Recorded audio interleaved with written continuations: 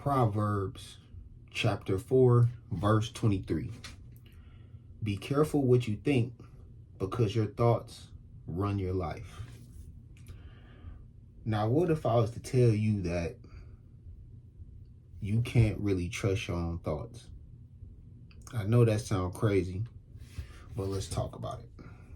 So I was doing a little research because I was interested in this, and I was wondering, how often do we have negative thoughts versus positive thoughts throughout the day? And this is what I found. I was on a website called Peak Dynamics, and what they claim is that humans have about 60,000 thoughts per day, and out of those 60,000 thoughts, 75% of thoughts are negative, and out of all the thoughts, 95% of them are repetitive. Why is this important? Just imagine a typical day for you where you're going about your life and 3/4 of the thoughts that you had that day were negative. They could be about yourself, it could be about your circumstances, about your spouse, about your family, and almost 100% of these thoughts are repetitive. Like, you just constantly replaying that negativity in your head throughout the day. And what tends to happen is that those repetitive thoughts start to shape our reality. We start to shape our decisions and our behaviors around these thoughts. And I don't think a lot of us realize that this is a form of spiritual warfare.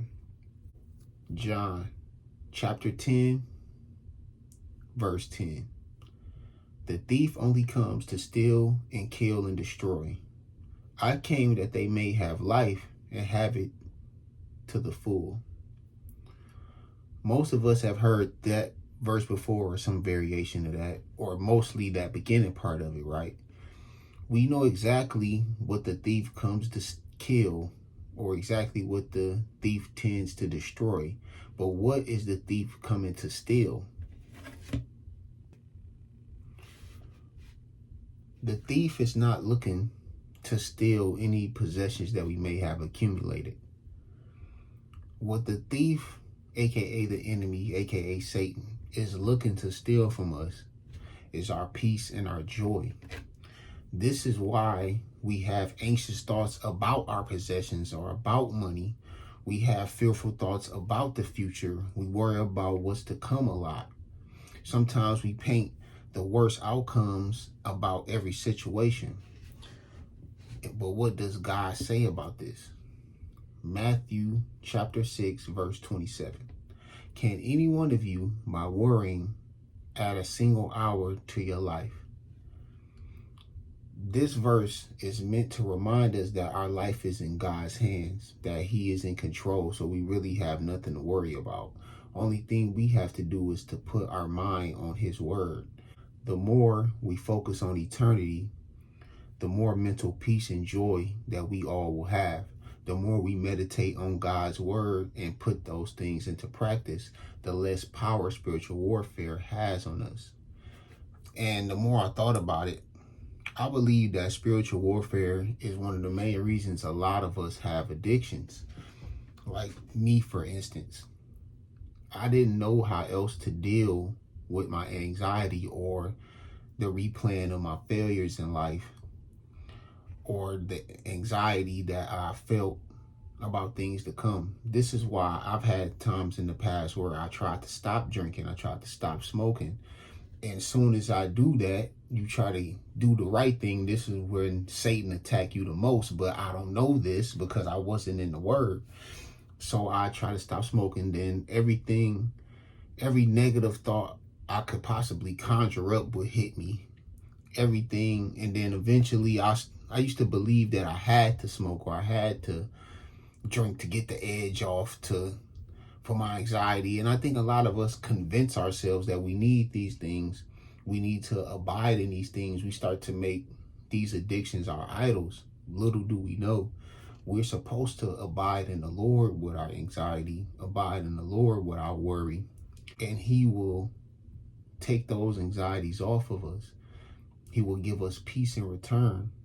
But we've been programmed to believe that we got to seek out that peace ourselves. even something like therapy, which I'm not really against therapy. I actually think that will help some people to a certain extent, but they will push anything besides turning to the Lord and trusting in God and praying to Him, talking to Him about our issues and putting it on the cross, or laying it at the cross, I should say, you know? And then right now I've been sober for about going on 5 months now. And this is the longest I've been sober in a long time, bro. Sad to say. But now I understand that when I start to feel anxiety, I start to feel those ways, now I reach out to the Lord. When I start to feel fearful about the unknown, about my life, how it's going to go, that's when I pray to the Lord the most. I don't think we realize what we're up against a lot of the times. Like, Satan will use anything he can to get into our minds for us to either be self-sufficient, for us to turn away from the Lord completely, or to lose faith in him. And another thing I realized was that spiritual warfare is not necessarily always something negative. Spiritual warfare can be used in a positive way. And how is that? Let's say things going well in your life. That's when Satan will start boasting your head up, like, oh yeah, this all because of me. This because of how good I am. Look at how good I'm doing compared to this person. Look at how good I'm doing compared to that person. And that in itself is setting you up to fall just like he did. Just making you prideful, as if God didn't give you the air that you breathing right now, let alone the strength to accomplish the things that you're accomplishing. You know what I mean? So spiritual warfare, man,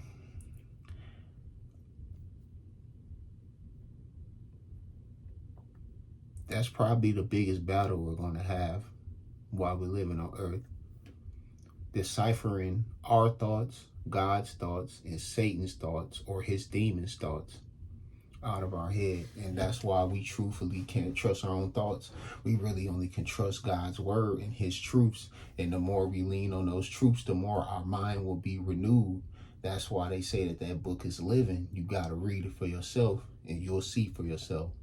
So if you're dealing with negativity, fearful thoughts, anxiety, the real cure for it is to read the word, is to allow the Lord truths to soothe your mind and to ease your anxiety, and to remind you that he always there for you. Enough is enough, man. I'm out.